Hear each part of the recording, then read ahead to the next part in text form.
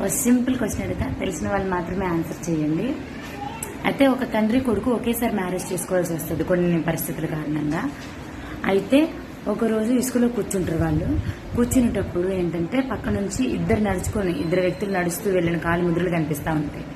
పెద్ద కాలు గుర్తులు ఒకరివి, చిన్న కాలు గుర్తులు ఒకరివి.